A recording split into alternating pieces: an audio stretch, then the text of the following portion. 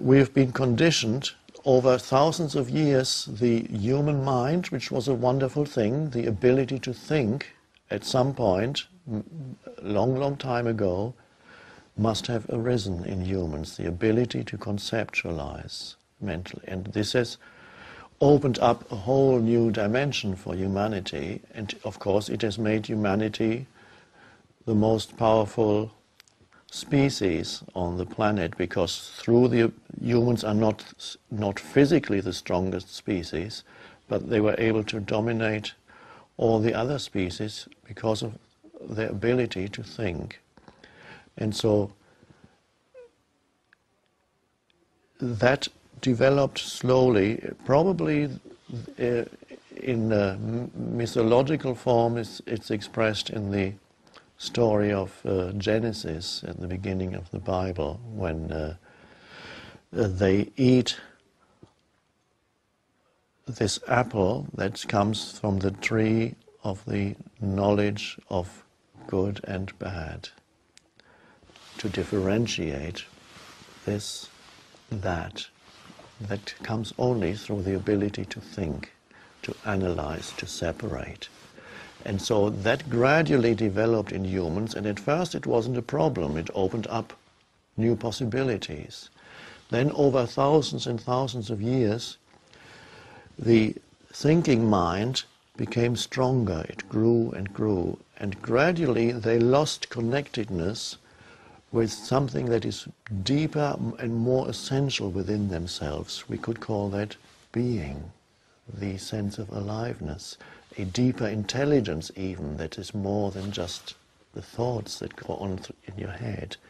So gradually, humans, because of the growth of the thinking mind, lost their ability to sense their deeper connectedness with life. And then now we have arrived at a point where our whole sense of who we are is caught up in the mind and in thought.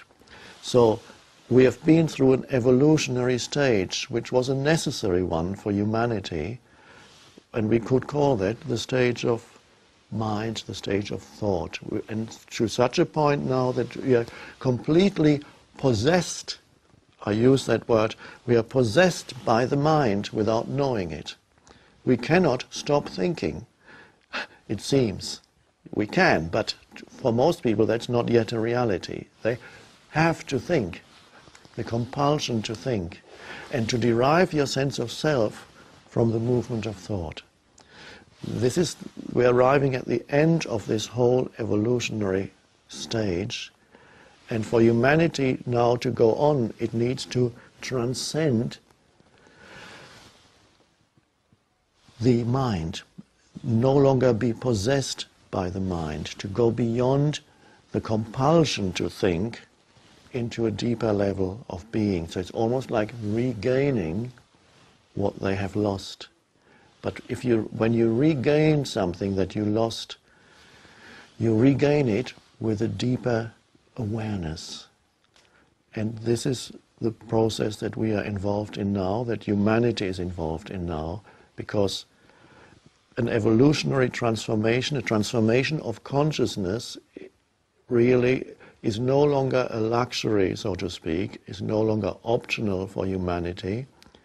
For the first time in the history of humanity, a transformation of consciousness is a necessity if humanity is to survive, because we are creating havoc on the planet. We are creating hell to a large extent on a planet that potentially is paradise.